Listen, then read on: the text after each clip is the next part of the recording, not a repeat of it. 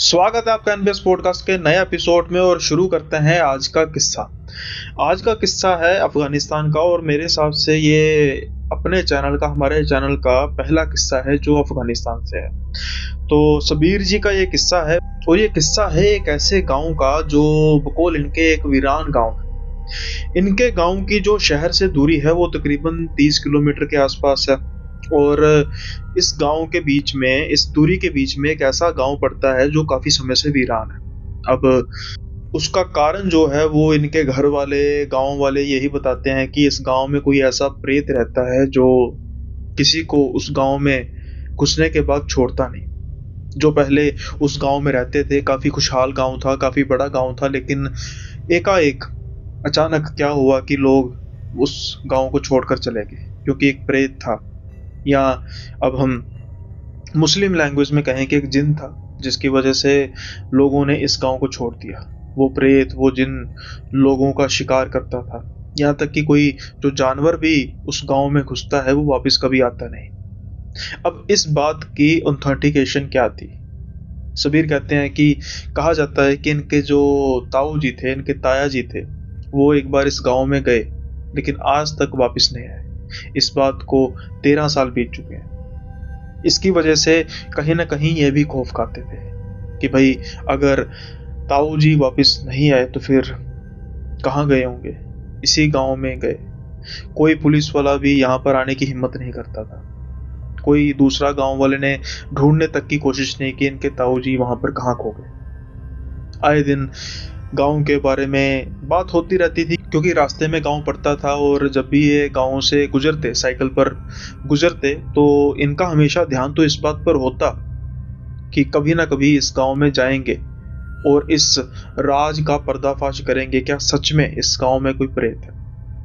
लेकिन हालत ये थी कि रात तो छोड़ो, दिन के समय में भी जब भी इस गांव के पास से, जो सड़क से वहां से लोग गुजरते, तो तेजी तेजी से निकलते। इसकी तरफ कोई ध्यान करना ही गवारा नहीं करता था। अब जैसे जैसे इनकी उम्र बीतती गई, जब भी इन्होंने गांव की तरफ आना, इनका हमेशा यही ख्याल होना कि भाई कभी ना कभी इस गांव में जाऊंगा। मैं कहता हूं कि भाई हमें ऐसी चीजों से तो दूर रहना चाहिए, लेकिन अब हर एक का अपना दिमाग होता है। लेकिन एक बार सबीर जी कुछ ऐसा देखते हैं कि जिसके बाद ये जो ख्याल है कुछ समय के लिए निकाल देते हैं। जो ये वाक्य देखते हैं, जो ये वहां पर सीन देखते हैं, उसके बाद तो ये भी डर जाते हैं। ये कहते हैं कि शाम का समय था, ये शहर किसी काम से गए थे और इनको वापस आते आते समय हो गया। अब शाम का जब समय था, अंधेरा हो रहा था, तो ये जब इस गांव से गुजर रहे थे, हल्का फुल्का डर तो था, लेकिन फिर भी ऐसा नहीं था कि कोई सड़क पर ही आकर इनका शिकार कर देगा, क्योंकि अक्सर यही माना जाता था कि जो वो प्रेत है वो गांव में बसता है और गांव में आने वाले लोगों को ही शिकार अपना बनाता है। लेकिन ये क्या देखते हैं कि थोड़ी दूरी पर सड़क के पास एक साइकिल गिरा पड़ा है और एक इंसान है, उसको कोई घसीट के गांव की तरफ लेता हुआ जा रहा है। ये अंधेरे में उस व्यक्ति को तो देख पा रहे थे क्योंकि जो उसका कुर्ता पजामा था, कुछ भी जो उसका पहरावा था, वो सफेद कलर का था, जिसकी वजह से वो उनको नजर आ रहा था। लेकिन जो चीज उनको खींचकर लेके जा रही थी, उनको सिर्फ नजर आ रही थी उसकी दो चमकती हुई आंखें। अब इनको क्या करना चाहिए? जो इनके दिमाग में था या जो आपके दिमाग में आ रहा है, वही ये सोचते हैं कि मैं उस आदमी की जान बचाऊं। लेकिन उनके पहुंचते पहुंचते वो आदमी उस गांव की हद के अंदर जा चुका था। अब ये इतना डर चुके थे कि ये हिम्मत नहीं कर पा रहे थे उस गांव में जाने की। ये किसी तरीके से अपने मन को समझाते हुए बड़े ही भारी मन से वो सड़क क्रॉस करते हैं। इनके सामने एक इंसान अपनी जान देने वाला था, लेकिन फिर भी ये कुछ नहीं कर पा रहे थे क्योंकि इनको पता था कि अगर मैं उस आदमी को बचाने गया तो मेरा हश्र भी वही होगा जो उसका है। हाँ, इन्होंने एक चीज नोट की थी कि जो भी इनको चीज खींच कर लेके जा रही थी उसकी आंखें चमक रही थी। एक जानवर की आंखें चमकना स्वाभाविक है, कुछ बहुत ज्यादा इसमें अजीब बात नहीं है, लेकिन जिस तरीके से वो इंसान तिलमिला रहा था, क्योंकि जो वो जानवर था वो देखने में कुछ इतना बड़ा लग नहीं रहा था। वो ऐसा लग रहा था कि कुछ छोटा सा, बहुत बड़ा भी नहीं, छोटा सा कुत्ता होगा। और एक कुत्ता एक इतने बड़े इंसान को कैसे घसीट के लेके जा सकता है, और इंसान बहुत ज्यादा बचने की कोशिश भी ना कर रहा हो। क्या वो सच में जानवर था या फिर वो ही प्रेत किसी जानवर के भेष में था? अब ये यही बात सोचते सोचते घर आते हैं। इनकी आंखों में आंसू थे कि आज ये चाहते हुए भी एक इंसान को बचा नहीं सके। अगले दिन जब ये उठते हैं तो गांव में हाय हल्ला मचा होता है कि भाई एक आदमी है, वो मिल नहीं रहा। अब जब इनको पता लगता है कि गांव का एक आदमी है जो गायब है, तो फिर ये अपने माँ बाप से बात करते हैं कि रास्ते में इन्होंने एक साइकिल पड़ी देखी थी। ये बाकी बात नहीं करते कि उन्होंने उस इंसान को भी देखा था। तो वो कहते हैं कि शायद ये वही ना हो। जब इनके पिताजी बात करते हैं गांव में, तो फिर वो भागे भागे उस गांव की हद की तरफ जाते हैं और उनको वो साइकिल मिलता है।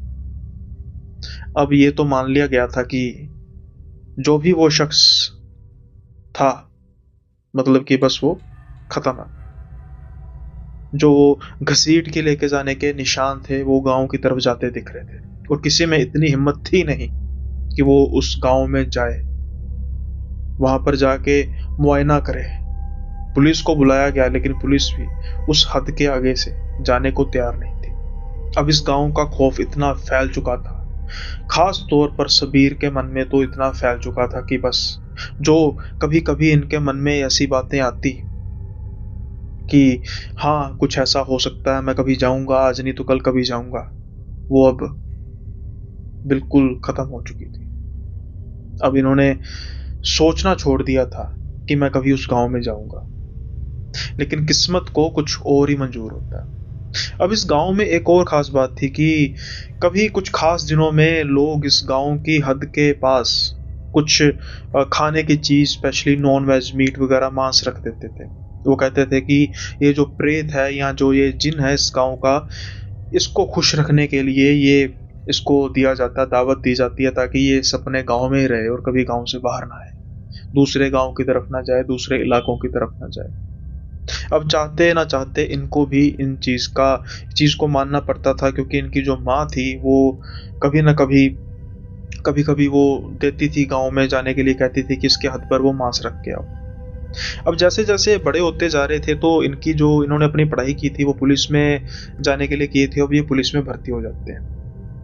शुरू में तो जब ये छोटी पोस्ट पे होते हैं तो इनके पास कुछ ऐसे अथॉरिटी नहीं होती, अपना व्हीकल वगैरह भी नहीं होता। लेकिन धीरे धीरे ये जैसे जैसे तरक्की करते जा रहे थे, अब ये इंस्पेक्टर बन जाते हैं और अपने पास इनका असला भी सब कुछ होता है। अब ये इस गांव से जब क्रॉस करते थे तो इनके पास बाइक होती थी। गाहे बगाहे ये अपना जो जो इनकी माँ इनको देती थी मीट वगैरह रखने के लिए, ये रख जाते थे बड़े ही बुझे हुए मन से, क्योंकि ये इन चीज़ों को सही नहीं समझते थे कि कोई ऐसी चीज़ है। कई बार तो उनको लगता था, जैसे पुलिस में भर्ती हो चुके थे, इनको लगता था कि भाई हो ना हो इस गांव में कुछ ऐसे अराफात या कुछ ऐसे लोग रहते हैं, चोर डाकू, कि जो जिन्होंने इस चीज़ का वहम फैला के रखा हुआ है और वो बड़े आराम से इस गांव में रहते हैं। क्योंकि इस गांव की एक और खास बात थी कि रात के समय में कुछ घरों में इस गांव में लाइट्स जलती नजर आती थी। अब ये इस चीज की तरफ तो इशारा करता था कि भाई जो ये सोच रहे हैं बिल्कुल ठीक होगा। लेकिन वहीं दूसरी ओर जब ये सोचते थे तो ये चीज इनको गांव के अंदर जाने से रोकती थी, वो ये थी कि इस गांव में तो लाइट का कनेक्शन था ही नहीं। फिर ऐसी कौन सी चीजें, ऐसी कौन सी लाइट्स हैं जो वहां पर जलती हैं? कहा जाता है कि ना ही सिर्फ वहां पर कोई प्रेत था, वहां पर तो पूरे प्रेत का परिवार था, जो कई बार अलग अलग तरह के भेष बनाकर वहां पर लोगों को शिकार करता है, वहां पर लोगों को आने के लिए आतुर करता है। जैसे जैसे इनके पुलिस की नौकरी के दिन बढ़ते जा रहे थे, वैसे वैसे ही इनको इस बात का शक तो होता रहता था कि ये तो बहाना है, कोई चोर डाकू इस चीज का बहाना बना रहे हैं, कवर ले रहे हैं। लेकिन बहुत जल्दी ही इनका जो इस चीज को लेकर बहाना, ये जो सोचते थे कि ऐसा कुछ है, वो टूटने वाला था। क्योंकि इस गांव में एक और चीज सबसे खास थी, वो थी इस गांव का एक कुआं। कहा जाता है कि कुछ लोगों ने जो हिम्मत करके गए थे बहुत पहले पहले, जो वापस भी आ सके, उस गांव के जो कुएं को उन्होंने देखा, वो कुआं में, उस कुएं में हड्डियां ही हड्डियां थी। वो सूखा हुआ कुआं था लेकिन हड्डियां ही हड्डियां थी। कहा जाता है कि प्रेत अपना शिकार करता है उस कुएं में, और वहीं पर हड्डियां, लोगों की भी हड्डियां, जानवरों की भी हड्डियां मिलती हैं। खैर, अब एक दिन ऐसा आता है कि ये कुछ अपने घर से अपने पुलिस थाने से लेट हो गए होते हैं और अपने घर वापिस आ रहे होते हैं, तो इनको एक चीज दिखाई देती है। उस सड़क के किनारे किसी ने मांस रखा होगा उस प्रेत के लिए। ये देखते हैं कि एक जानवर नुमा चीज है उस मांस को खींच के अंदर की तरफ लेके जा रही है। आज पता नहीं ये कहां से इतने दिलेर बने थे कि ये उसके पास अपनी गाड़ी रोकते हैं। वो कुछ ही दूरी पर था। जब वो इनकी तरफ देखता है, बड़ा छोटा सा जानवर होता है लेकिन उसकी आंखें चमक रही होती हैं। क्या वो जानवर इनको बुला रहा था? क्या वो जानवर कोई भ्रम पैदा कर रहा था अपने छोटे होने का, अपने कमजोर होने का? ये बाइक पर उतरते हैं और उसके पीछे चलना शुरू करते हैं। वो जानवर भी धीरे धीरे पीछे चलना शुरू कर देता है, लेकिन जैसे ही ये हद की तरफ आते हैं तो ये एकदम से रुक जाते हैं। अब ये सारी बातें इनको याद आ रही थी कि हो ना हो, ये है तो जानवर, क्या यही जानवर है जो शिकार करता, लेकिन ये इतना लगता नहीं है। और अगर इतना छोटा जानवर इस गांव में है तो इसका मतलब है कि इससे बड़ा जानवर तो होगा नहीं, क्योंकि अगर इससे बड़ा जानवर हो तो ये माना जा सकता है कि ये इसका शिकार हो जाएगा, या ये भी माना जा सकता है कि ये किसी जानवर का बच्चा है, इसका जो बड़ा जानवर है वो हो सकता है। काफी अभी सवाल इनके मन में घूम रहे थे को, तो ये अचानक से नोटिस करते हैं कि कुछ साइकिल पर पीछे से आ रहा है। जब वो साइकिल पास आता है तो इनकी जान में जान आती है, क्योंकि अब ये अकेले नहीं थे। ये था रहमान इनके थाने में काम करता था, वो सिपाही था। ये रहमान को कहते हैं कि भाई रहमान, तू आज, तेरी तो रात की ड्यूटी नहीं है। तो रहमान कहता है कि नहीं नहीं, मेरी दरअसल रात की ड्यूटी नहीं थी, मैं थोड़ा सा लेट हुआ था। तो ये कहते हैं भाई मेरे साथ ही आ जाता। अब ये हल्की फुल्की बातें कर रहे होते हैं, तो फिर अभी रहमान कहता है कि आप यहाँ पर खड़े होकर क्या कर रहे हैं? सबीर इनको सारी बात बताते हैं कि ये हुआ। रहमान डर तो रहा था क्योंकि इनके गांव का था। यकीनन इस गांव के किस्से तो उसने भी सुन रखे होंगे, लेकिन अपने साहब के पास खड़े होकर कुछ थोड़ी सी मर्दानगी तो दिखानी ही थी ना। सबीर कहते हैं कि यार, मुझे लगता है कि जो ये जानवर है ना, छोटा सा जानवर है, अगर ये जानवर इस हद में जा रहा है तो पहले भी इस हद में जाता ही होगा। और अगर ये सरवाइव कर रहा है, ये बच रहा है, तो फिर हमें जाने में क्या समस्या है? तो क्या कहता है, क्यों ना हम अब आज इस राज से पर्दाफाश करें? रहमान हल्का हल्का डर रहा था। वो कह रहा था कि साहब, अब आपके सामने ही है जो हमने किस्से कहानियां सुनी है। आपके ताऊजी भी तो यहीं गायब हुए हैं, और वो आज नहीं, कई साल पहले वो गायब हुए हैं। सबीर अपने जो यूनिफॉर्म होती है उसको साइड पे करते हैं, और जो रिवॉल्वर, जो उनको असला मिला होता है पुलिस थाने की तरफ से, उसको दिखाते हैं कि भाई हमारे पास सभी कुछ है अपनी हिफाजत के लिए, चलते हैं। टॉर्चेस वगैरह तो उनके पास थी। अब रहमान की बुरी किस्मत, वो भी मान जाता है। जैसे जैसे वो उस जानवर के जो पैरों के निशानों का पीछा करते जा रहे थे, वो पा रहे थे कि वो झाड़ियों में घुसते जा रहे हैं उस गांव की, और वो झाड़ियां बड़ी होती जा रही हैं। लेकिन उनको जानवर वो गाहे बखाए दिख रहा था, जैसे कि वो अपने आप को फॉलो करने के लिए कह रहा था। अब वो एक पॉइंट पर आते हैं जहां पर झाड़ियां बहुत बड़ी हो जाती हैं और जानवर दिख नहीं रहा था। अब ये टॉर्च की तरफ करते हैं और एक इशारे से या एक बिल्कुल तुक्का लगाकर जाते हैं कि भाई इसी डायरेक्शन में क्या होगा। अब जब वो थोड़ी आगे जाते हैं तो वो देखते हैं कि वो जानवर वहां पर बैठा हुआ है बड़े आराम से। लेकिन अब कुछ डिफरेंट थी चीज। जैसे ही वो उसके पास थोड़ा सा बढ़ना शुरू करते हैं, वो देखते हैं कि वो जानवर धीरे धीरे धीरे धीरे बड़ा होता जा रहा है। अब तक सब कुछ जो उन्होंने सुना था, या आज जो उन्होंने देखा था, जो उन्होंने सुना होगा, कभी उस पर उन्होंने सही तरीके से विश्वास किया नहीं, क्योंकि अगर करते तो फिर इस गांव में आने की हिम्मत ना करते। जो उन्होंने अभी तक देखा था, उस जानवर का जो आकार छोटा सा था, वो अब इनके देखते ही देखते 3 गुना हो चुका था।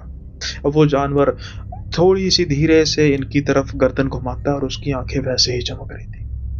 ये वो चमक नहीं थी जब कोई लाइट की रिफ्लेक्शन पड़ती है और किसी जानवर की आंखें चमकती हैं। उस जैसे कि उस जानवर की आंखों में अंगारे भड़क रहे थे। ये देख के सबीर और रहमान तो डर जाते हैं। अब वक्त था इनके भागने का। ये सबीर इनको कहता है कि रहमान भाग जल्दी से। जब ये झाड़ियों की तरफ से बाहर निकल रहे होते हैं तो इनको गांव के उस इलाके में काफी भीड़ दिखाई देती है। बस जब ये भीड़ देखते हैं तो ये काफी खुश हो जाते हैं कि शायद कुछ लोग यहाँ पर बाइक को देखकर, साइकिल को देखकर उन्होंने सोचा होगा कि कोई गांव में गया है। लेकिन जैसे ही वो उनकी तरफ टॉर्च मारते हैं तो जो उनकी सारी खुशी थी वो काफूर हो जाती है, क्योंकि अगर वो इंसान होते तो इनको तसल्ली होती। जैसे ही टॉर्च उनकी आंखों की तरफ पड़ती है तो देखते हैं कि किसी भी इंसान की आंखें थी ही नहीं, बिल्कुल काला, आंखों की जगह पे काला गड्ढा।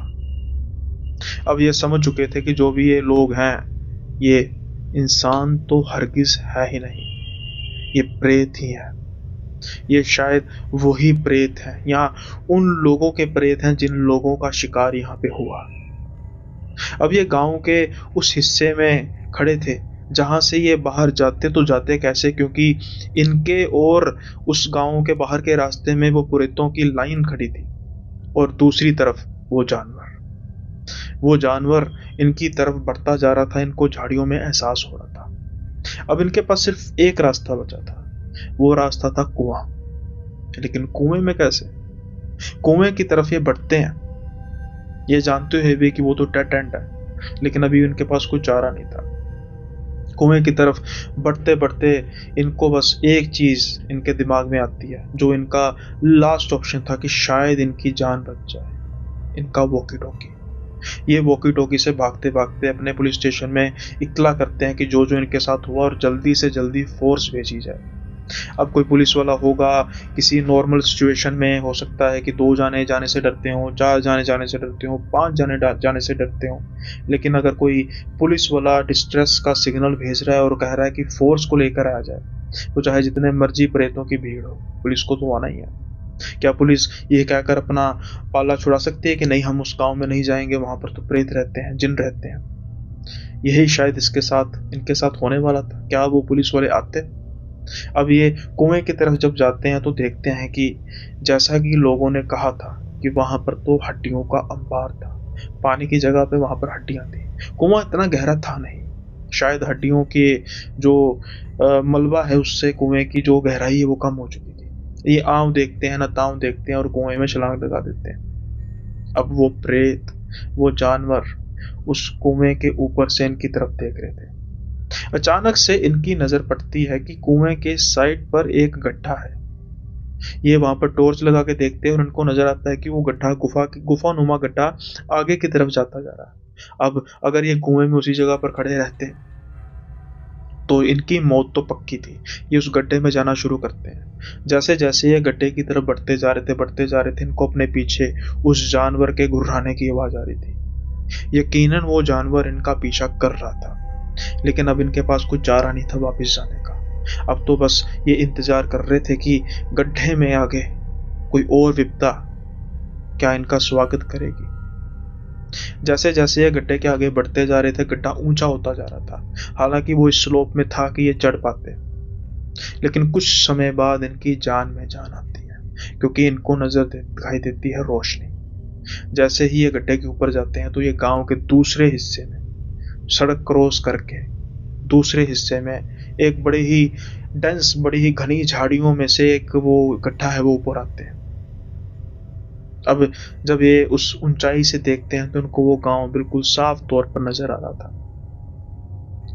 नीचे की तरफ ये देखते हैं तो जानवर के घुर्राने की आवाज अभी भी आ रही थी। ये जल्दी से भागकर अपनी बाइक की तरफ जाते हैं, लेकिन जैसे ही बाइक स्टार्ट करने लगते हैं तो गाड़ियों की आवाज से इनको तसल्ली मिलती है, क्योंकि जो फोर्स थी शायद वो आ चुकी थी। जब फोर्स आती है, ये फोर्स को सब कुछ बताते हैं, लेकिन फोर्स को कुछ अजीब लगता नहीं है, क्योंकि उन्होंने इस गांव के किस्से सुने थे काफी। अब जब ये गांव के अंदर जाने की करते हैं फोर्स, कि जो कह रहे हैं कि लोग देखे हैं, जानवर देखे हैं, इन्हें कोई नजर नहीं आता। हाँ, वो हड्डियां थी, वो हड्डियां अभी भी थी। जो रात शायद इनको लग रहा था कि इनकी आखिरी रात होगी, कहीं ना कहीं ये बच निकले, ये भी रहमान भी। अब पिछले कई सालों से जो इनके मन में एक जुस्तजू चलती थी कि मुझे इस गांव में जाना चाहिए, मैं इस गांव का पर्दाफाश करूंगा, इसके राज का पर्दाफाश करूंगा। हो ना हो इस गांव में कोई प्रेत या जिन नहीं रहता, बल्कि इस गांव में कुछ ऐसे चोर लुटेरे डाकू रहते हैं जो जिन या प्रेत की आड़ में अपना धंधा करते हैं, अपने छुपने का स्थान बनाते हैं। वो शक इनका दूर हो चुका था, क्योंकि इन्होंने वो प्रेत अपनी आंखों से देखे थे। अपनी आंखों देखी को कैसे ये झुठला सकते थे। आज भी ये पुलिस में है। ये बात तब की है जब तालिबान वगैरह नहीं थे, तो आज ये पुलिस में है। उतनी इनके पास अथॉरिटी रही नहीं तालिबान आने के बाद। हाँ, घर भी वही है, वही रास्ते से जाते हैं, लेकिन वो गांव आज भी वीराना है। यहाँ तक कि तालिबान भी वहां पर नहीं जाते। आप उस गांव के खौफ का अंदाजा इसी चीज से लगा सकते हैं। आई होप ये किस्सा आपको पसंद आया होगा, और अगर आपको ये किस्सा पसंद आया तो आप इसको लाइक करना मत भूलिएगा। साथ के साथ ही चैनल को सब्सक्राइब कर दीजिए अगर आप नए हैं इस चैनल पर। अब हम बढ़ते हैं अगले किस्से की ओर, और अगला किस्सा भी इतना अजीब है, और भाई पिछले कुछ दिनों से कुछ टैक्सी ड्राइवर वगैरह के किस्से काफी आ रहे हैं। अब मैं भाई ना तो कर नहीं सकता किसी को, होटल्स के किस्से भी आ रहे हैं। अब जब दिल्ली जाना होता है तो होटल में भी रुकना होता है, कैब का भी बंदोबस्त करना होता है। मेरी ज़िंदगी थोड़ी सी मुश्किल हो रही है। बट खैर, जो ये किस्सा है मुंबई का, और जो ये बता रहे हैं माधव कहते हैं कि इनकी जो यूनिवर्सिटी है वो ख़त्म हुई, और हमने डिसाइड किया कि हम जो है वो पार्टी करेंगे मुंबई के बाहर। अब जो इनकी यूनिवर्सिटी थी उसमें जो जितने भी स्टूडेंट थे वो तकरीबन सारे मुंबई से बाहर के थे। अब इन्होंने एक जगह चुनी, वो इनके घर से जो थी वो काफ़ी ज़्यादा दूर थी। अब इनको उस चीज़ का ज़्यादा मज़ा आने वाला था बकौल इनके, क्योंकि अभी इन्होंने नई गाड़ी ली थी। इनके पिताजी ने नई गाड़ी ली थी, और उस गाड़ी को चलाकर तो भी इन्होंने जी भर कर चलाया नहीं था। और जो रास्ता था वो मुंबई से तकरीबन, जो फार्म हाउस था वो तकरीबन मुंबई से ऑलमोस्ट 100 किलोमीटर के आसपास का था। तो तकरीबन 200 किलोमीटर की जो ड्राइव होनी थी वो भी अकेले, मुंबई से ही अकेले थे। कुछ दोस्त और थे जो अभी अवेलेबल नहीं थे, तो बस रह देकर यही अकेले बच गए। अब ये बढ़ते हैं अपने गंतव्य की तरफ। अब इनका बेसिकली यही था कि भाई ये वहाँ पर रुकेंगे नहीं, जल्दी फ्री हो जाएंगे और फिर वापसी करेंगे। इनको जो रात की ड्राइव है वो काफ़ी ज़्यादा गाड़ी चलाने में मज़ा आता है। जब इनकी पुरानी गाड़ी भी थी, तो भाई अब ये यही सोचे थे कि भाई जितने बजे भी ये फ्री होंगे तो मैं तो भाई रात के समय में निकलूँगा। अब जब ये वहाँ पर जाते हैं, वहाँ पर पार्टी अटेंड करते हैं, एंजॉय करते हैं, तो करीबन 12 बजे के आसपास ये वहाँ से फ्री होते हैं।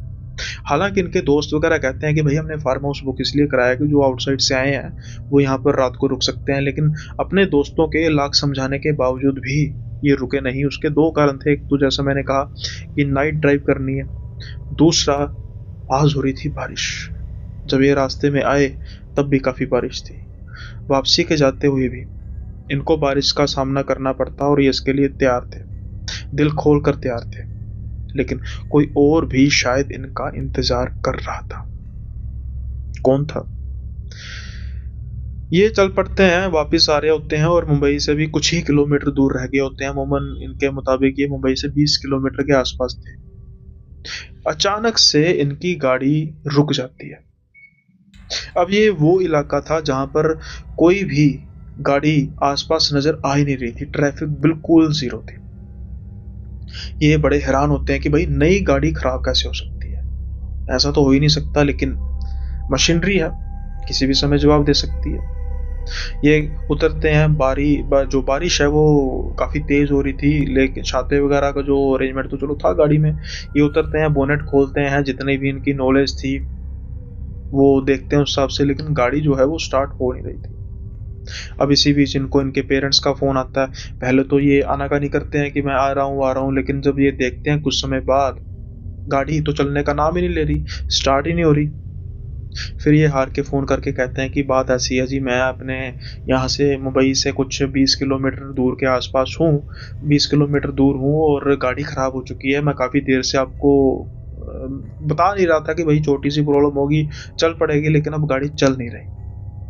अब जो इनकी पुरानी गाड़ी थी वो तो ये बेच चुके थे, तो आने का और कोई साधन था नहीं। तो फिर इनके पिताजी कहते हैं कि ऐसा करो, गाड़ी साइड पर लगी है, तो तुम ऐसा करो कैब लो और आ जाओ। ये कहते हैं कि ऐसा कैसे गाड़ी को छोड़ सकते हैं? तो इनके पिताजी कहते हैं गाड़ी की बाद में देखी जाएगी, मौसम भी खराब है और इस समय रात को रुकना से ठीक नहीं है, जल्दी से कैब लो, बाद में हम उसको बात कर देते हैं, कस्टमर केयर को फ़ोन कर देंगे, वो गाड़ी को टो कर देंगे, कुछ भी कर देंगे, वो बात की बातें हैं, लेकिन तुम यहाँ से जल्दी निकलो। क्या कुछ ऐसा हाईवे में उस था जिसको लेकर इनके पिताजी डर रहे थे? हाँ, जान की तो सबको चिंता होती है, जान से बढ़कर क्या होता है। लेकिन कई बार जब हम देखते हैं कि जहाँ पर जान का कोई खतरा नहीं है, तो हम अपनी चीज़ों को, अपनी वस्तुओं को तो तवज्जो देते ही हैं। लेकिन ये कहते हैं कि इनके पिताजी की बातों से ऐसा लग रहा था कि बस वो लोकेशन को जल्दी से छोड़ो, कि वो लोकेशन को जल्दी से छोड़ो, गाड़ी को छोड़ो और जल्दी से घर आओ। अब ये ऐसा ही करते हैं, ये अब कैब बुक करते हैं, कैब बुक करते देख रहे हैं कि कुछ समय बीत रहा है, कैब बुक हो ही नहीं रही। कुछ समय बाद एक कैब बुक होती है। अब ये उस कैब का इंतज़ार कर रहे होते हैं, लेकिन ये इंतज़ार बढ़ता ही जा रहा था।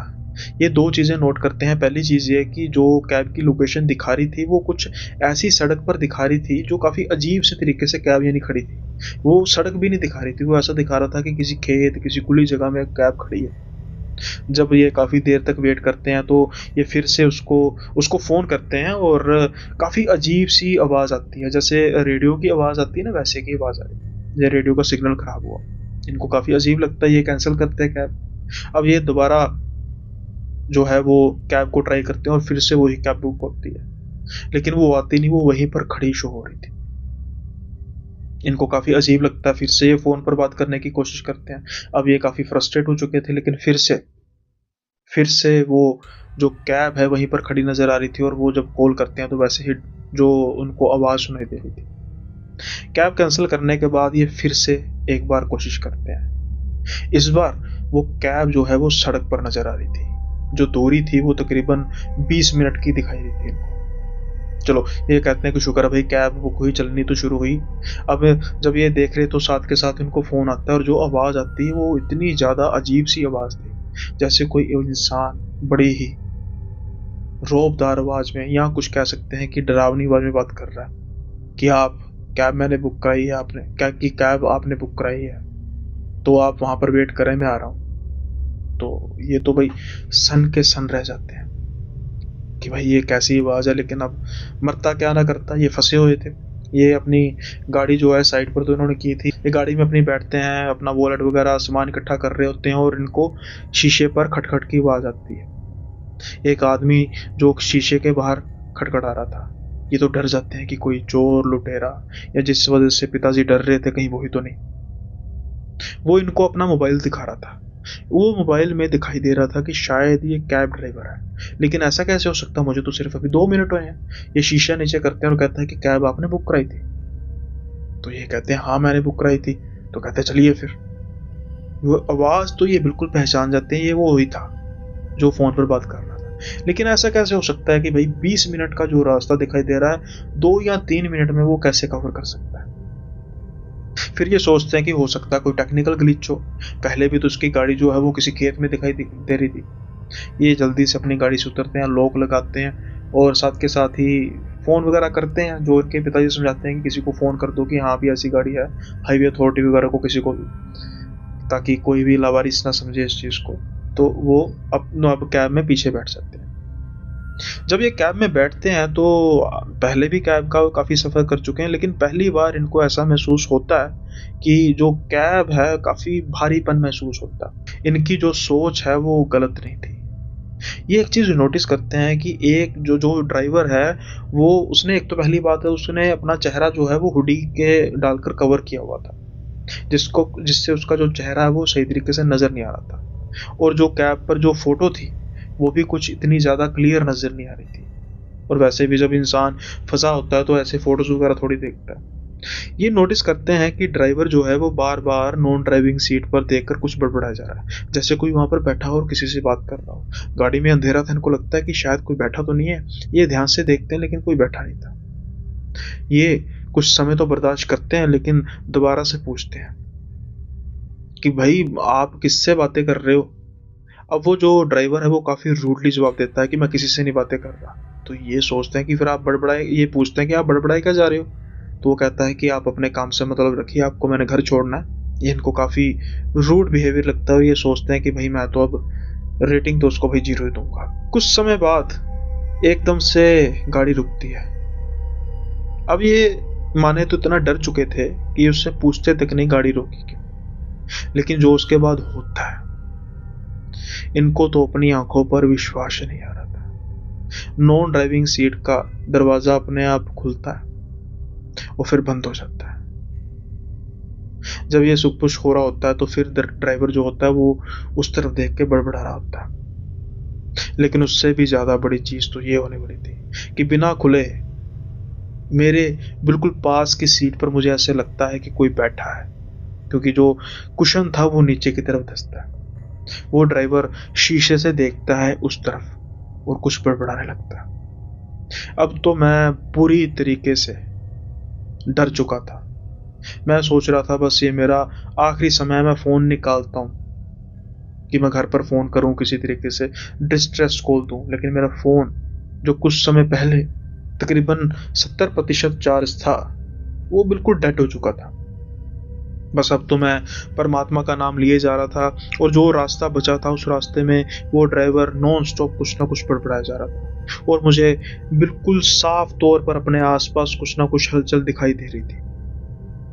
लेकिन गनीमत थी कि मेरा घर आता है, मैं जल्दी से उतरता हूँ। जो भी फीस थी उसकी, जो भी उसका चार्जेस था, बस मैं फेंकता हूँ, अपना बैग निकालता हूँ और मुड़ के भी नहीं देखता। जैसे ही मैं घर आता हूँ मैं बुखार से तप रहा था। घर वाले सारे परेशान थे, सबको था कि तेरा फोन बंद आ रहा है, ये है। मैं सब कुछ बताता हूँ कि मेरे साथ ये हुआ। सब शुक्र मनाते हैं। मैं अपने छोटे भाई को कहता हूँ कि भाई मेरा फोन जो है वो चार्जिंग पे लगा, बिल्कुल डेड है। वो फोन पकड़ता है, वो चार्जिंग पे लगाने लगता है, कहता है भैया क्या बात कर रहे हो, आपका फोन तो बिल्कुल चल रहा है और ये चल तो रहा है और साथ के साथ तकरीबन 65% चार्ज भी है। जब मैं अपने फोन को देखता हूँ तो मैं हक्का बक्का रह जाता हूँ कि ऐसा कैसे हो सकता है। मैंने कितनी बार ट्राई किया, ना मेरा फोन ऑन हुआ और बिल्कुल डेड था। अब मेरी हालत देखकर मेरे माता पिताजी खासे तौर पर परेशान हो चुके थे। लेकिन बात जो है वो यहाँ पर खत्म होने नहीं वाली थी।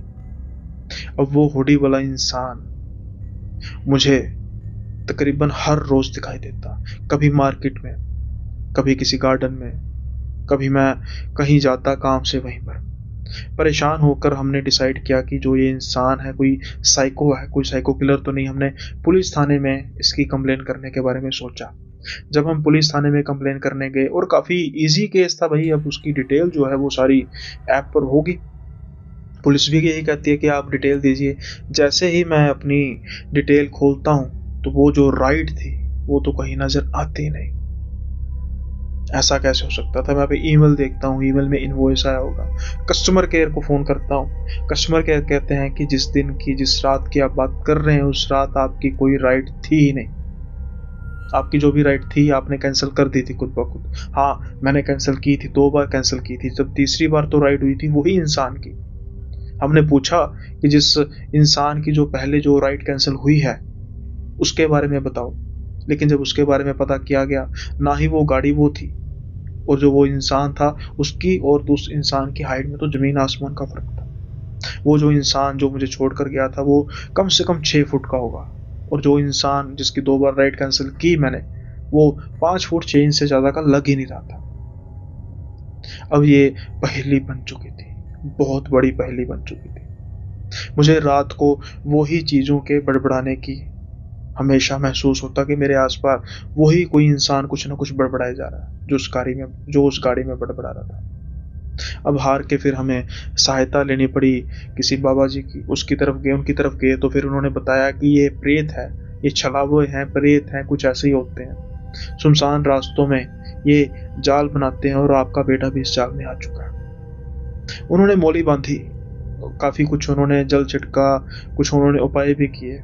आज इस बातों को कुछ समय बीत चुका है, लेकिन उसके बाद मुझे ऐसा कुछ महसूस हुआ नहीं। लेकिन जब भी मैं इसके बारे में सोचता हूँ, तो मेरी रूह तक काँप जाती है कि एक नई गाड़ी का कैसे खराब होना, कैसे एक ऐसा ड्राइवर जो दरअसल ड्राइवर था ही नहीं, जो दरअसल प्रेत था, कैसे उसके साथ में कितने घंटे गाड़ी में बैठा रहा और जिसके साथ वो बातें कर रहा था वो कौन था, कुछ पता नहीं। ये सवाल राज के राज ही रह गए। जब तक जीऊँगा, जब तक जीवन व्यतीत करूँगा, ये राज के राज ही रहेंगे। लेकिन खुशी है कि ये ज़्यादा लंबा चला नहीं। अगर ज़्यादा लंबा चलता तो मैं इसको सह नहीं पाता। आई होप ये किस्सा भी आपको पसंद आया होगा और अब हम चलते हैं अपने कमेंट सेक्शन की ओर और देखते हैं कि भाई आज शाउट आउट है या फिर कोई क्वेश्चन है। और सबसे पहले तो हम बात करते हैं कलवती शो की और ये कहती हैं भैया जी मेरा भी नेम ले लिया करो, रवि शो कोलकाता से। आपकी कहानी बहुत अच्छा है। बहुत बहुत धन्यवाद आपका कहानी सुनने के लिए। और ये कुछ थोड़ा सा लेट हो गया, सॉरी फॉर दैट, क्योंकि ऑलरेडी प्री शूट थे एपिसोड्स, उसकी वजह से फिर मैं उनमें था। अब ये आपने मुझे पता काफी दिन पहले किया था, तो इसको अब शेयर करना मत भूलिए कीजिए वीडियो को, और ऐसे ही कमेंट करते रहा कीजिए ताकि एंगेजमेंट बढ़ेगी भाई। दूसरे हैं Golu ma'am. Next question from me please. NBS के ऊपर वाला लोगो समझ में नहीं आ रहा है। अच्छा, आप इस लोगो की बात कर रही हैं। कई बार क्या होता है गोलू मैम जी कि जरूरी नहीं होता किसी लोगों का कुछ ज्यादा मतलब हो, लेकिन मैंने जब ये लोगो देखा ना, बाय चांस मुझे ये लोगो बड़ा पसंद आया। और अब इस लोगो का वैसे मतलब अब मैं तो जब जाता हूँ विकास के पास द उसमें यंग पॉडकास्ट में मानस भाई के पास, एक दो बार उन्होंने कहा भाई इसका मतलब क्या है, मैंने कहा भाई ये आपके देखने पर है। अब आप देखोगे ये लगने में एन भी लगेगा, आप उसको ध्यान से देखोगे बी भी लगेगा, ऐसे भी बना सकते हो। तो मुझे ये लोगो थोड़ा सा लुक्रेटिव लगा, तो इसलिए मैंने ये लोगो को रख लिया और पक्का ही चलेगा ये लोगो। अब जैसे आप इसको समझे, देखने में एन भी लगता है वैसे, हल्का फुल्का है ना। आई होप आप समझ गए होंगे। एक भाई ने कुछ और भी कहा था, लेकिन मैंने फिर कहा था भाई नियत जैसी होती है। मनी बरार जी कह रहे हैं भाई मेरा नेम भी बोल दो, मैं सारे वीडियोस देखदा हाँ, लाइक कमेंट भी एवें जे कोई वीडियो ना होवे कदे भाई मैं ना देखा हुआ। मतलब भाई जी के कहने का मतलब है कि आप सारी वीडियोस देखते हैं, लाइक भी करते हैं, कमेंट नहीं करते होंगे लेकिन लाइक जरूर करते हैं। कोई ऐसी वीडियो नहीं है जो नहीं देखी होंगी। तो मनी बरार जी बहुत बहुत धन्यवाद। और जैसा मैंने कहा है कि आप जो भी चाहते हैं शाउट आउट के लिए प्लीज आप मेंशन जरूर कीजिए कि आपका नाम भी मैं मेंशन करूं, और आपके क्वेश्चंस जो होंगे ऑलवेज ऑलवेज वेलकम है। और आज का जो एपिसोड है इसको खत्म करने से पहले ना एक छोटी सी मैं अपोलॉजी करना चाहता हूँ। अपोलॉजी इन द सेंस ऐसा है कि थोड़ा सा उसको मैं एक्सप्लेन भी करना चाहता हूँ कि why why I do that. मतलब मैंने कुछ ऐसा किया नहीं है। कुछ एक अभी रिसेंटली हुआ था, जो एपिसोड था क्या नाम था उसका, महाराष्ट्र का था शायद, या फिर मेरे दिमाग में नहीं आ रहा। उसमें जो गांव था वो था, हाँ, कर्नाटक का था। कर्नाटक का एक गांव था और मैंने कहा था कि शिवाजी महाराज का जो उनके जमाने का जो होगा, और अपने काफी मुझे ना कमेंट्स उसमें एक आधा होता तो फिर मैं चलो मान लेता, लेकिन ना उसमें काफी कमेंट्स आए थे कि आप छत्रपति शिवाजी नहीं कह रहे। और एक भाई ने लिखा था कि राजे शिवाजी राजे या ऐसे ऐसे कर सकते हैं, तो आपने नाम नहीं लिया, शायद आपको पता नहीं होगा। तो मेरे भाई आप जो जो व्यूअर्स को भी ये हर्ट हुआ तो सॉरी फॉर दैट, लेकिन आप उसका मतलब समझिए। देखो क्या होता है कि जो हमारे क्षेत्रीय योद्धा होते हैं ना, जिनका भारत बहुत बड़ा है। अब जैसे एग्जाम्पल के तौर पर कि जो बिरसा मुंडा जी है ना, उनको लोग भगवान भी कहते हैं, भगवान बिरसा मुंडा। तो वो झारखंड या छत्तीसगढ़ के इलाके में लोग उनको भगवान बिरसा मुंडा कहते हैं। एग्जाम्पल के तौर पे मैं कई बार नाम लूंगा तो मैं उनको उनके व्यक्तित्व को लेकर, मतलब ऐसा नहीं है कि नहीं पता, लेकिन फिर भी है ना, समझ सकते हो आप, मैं बिरसा मुंडा जी बोल दूंगा, है ना। ऐसे ही छत्रपति शिवाजी महाराज जो हैं वो महाराष्ट्र से ज्यादा एफिलिएटेड है। जो हमारे श्री गुरु गोविंद सिंह जी हैं वो पंजाब के इलाकों से ज़्यादा एफिलेटेड हैं। तो मैं कई बार नोट करता हूँ कि जब कोई अदर देन पंजाब का आदमी है वो श्री गुरु गोविंद सिंह जी नहीं कहता, वो गुरु गोविंद सिंह जी भी कई बार नहीं कहते, गुरु गोविंद सिंह कहते हैं। तो दैट डजंट मीन कि वो उनकी रिस्पेक्ट नहीं करते। क्या होता है कि जैसे यहाँ पर नेचुरली बात है कि पंजाब में गुरु गोविंद सिंह जी को ज़्यादा श्री गुरु गोविंद सिंह जी कहकर पुकारा जाएगा, लेकिन जैसे जैसे उनके व्यक्तित्व के बारे में बहुत ज़्यादा नहीं पता होगा, आप हो सकता है उनको गुरु गोविंद सिंह कहते हो। ऐसे जो शिवाजी महाराज है ना, तो मतलब मैं ये नहीं कह रहा कि मैं नहीं कहता या नहीं कहना चाहिए, ठीक है, मैंने इस चीज़ को किया गौर कि भाई छत्रपति शिवाजी ही कहते हैं, लेकिन मैंने जानबूझकर नहीं ऐसा कहा कि भाई मैंने छत्रपति नहीं बोलना। तो महाराष्ट्र में लोग बोलते हैं छत्रपति शिवाजी महाराज, तो इसलिए आपको इस चीज़ का फ़ील होगा कि भाई ये तो छत्रपति आगे लगा नहीं रहा, लेकिन इसका मतलब ये है कि हर एक क्षेत्रीय योद्धा जो है, उनका उनका जो लेवल ऑफ रिस्पेक्ट है, वो उनके जो रीजन है, जो सेंटर है, वहाँ पर उनको उस तरीके से बुलाते हैं। जैसे मैंने श्री गुरु गोविंद सिंह जी की कही, वो तो चलो गुरु जी भी थे, आध्यात्मिक गुरु जी भी थे, योद्धा भी थे, दोनों ही थे, संत सिपाही थे, है ना? तो ऐसा नहीं है कि हम पंजाब वाले उनको श्री गुरु गोविंद सिंह जी बोलते हैं तो सारा देश ही उनको श्री गुरु गोविंद सिंह जी ही बोलेगा। ऐसे ही छत्रपति शिवाजी महाराज को बोलने का किस मतलब ऐसा नहीं है कि सारा देश ही उनको छत्रपति शिवाजी ही बोलेगा। आप अपनी जगह पे बिल्कुल ठीक है, लेकिन इसमें होता है बी एक्सेप्टेबल, है ना? बी एक्सेप्टेबल कि आपके मैसेजेस, आपके कमेंट्स में से मुझे ये लगा कि आप ऑफेंड हुए हैं, तो उसमें ऑफेंड होने वाली कोई चीज़ नहीं है। हाँ, मैं कुछ उनके साथ उनको डिसरिस्पेक्ट से कुछ ऐसे बोलूँ, तो फिर तो भई बिल्कुल ठीक बात है भई, आपके ऑफेंड होना बनता है। लेकिन आप समझिए कि जो एक इंसान उनके बारे में बात कर रहा है, वो किसी और स्टेट से बात कर रहा है, और मोस्ट पॉसिबली उस बंदे को ये पता नहीं है कि उनका जो व्यक्तित्व का उनका उनको जो पुकारा जाता है, वो किस तरीके से पुकारा जाता है। तो आई होप आप जो मेरे क्लैरिफिकेशन है उससे मुत्तमीन होंगे और इस बात को भी समझेंगे, और जो भी ले रहा है ठीक है, गलती सुधारना, मैं तो इस चीज़ को इस तरीके से ले रहा हूँ कि गलती सुधारनी जो होती है हमेशा अच्छी बात होती है, और मैं कोई ऐसी बहस में नहीं पड़ रहा, लेकिन मैं एक पर्सपेक्टिव ही बता रहा हूँ कि नेक्स्ट टाइम अगर नॉन महाराष्ट्रियन या नॉन गुजराती बंदा या नॉन कर्नाटकन बंदा जो ऐसी बात करेगा, तो आप प्लीज़ इस चीज़ को सबसे पहले ध्यान में रखिए कि भाई उसका ऐसा मतलब नहीं है कि वो इस चीज़ को इग्नोर कर रहा है। उसका मतलब है कि भाई वो देश के उस हिस्से में रह रहा है जहाँ पर शिवाजी, छत्रपति शिवाजी महाराज, अब देखो ना, मैंने शिवाजी नेचुरली बोल दिया, छत्रपति फिर बोलना भूल गया। फिर मुझे याद आ गया क्योंकि यूज्ड टू नहीं है ना। तो छत्रपति शिवाजी महाराज के व्यक्तित्व से ज़्यादा वो नहीं है। मतलब अब एग्ज़ाम्पल के तौर पे जो महाराष्ट्र के लोग छत्रपति शिवाजी को के बारे में जानते हैं, उतने हरियाणा के नहीं जानते होंगे ना, उतने यूपी के नहीं जानते होंगे, असम के नहीं जानते होंगे, जे&के नहीं जानते होंगे। ऐसे ही जितना श्री गुरु गोबिंद सिंह जी के बारे में पंजाब, हरियाणा, इस नॉर्थ इंडिया में जानते हैं, उस तरफ तमिलनाडु में उतने नहीं जानते होंगे। तो ये चीज़ से थोड़ा फ़र्क पड़ जाता है, अदरवाइज़ ठीक है जी। आपकी जो बात है सराखों पर, और जो गलती है, वो गलती है। तो हाँ, इस चीज़ का मैं ध्यान रखूँगा कि जब भी हमने शिवाजी को संबोधित करना है, तो उनको छत्रपति शिवाजी कह के संबोधित करेंगे। ख़ैर, आज का जो एपिसोड है, इसको यहीं पर विराम करते हैं। जल्दी मिलेंगे आपसे अगले एपिसोड में नए किस्सों के साथ। तब तक के लिए बाय-बाय, अपना ख़्याल रखिए।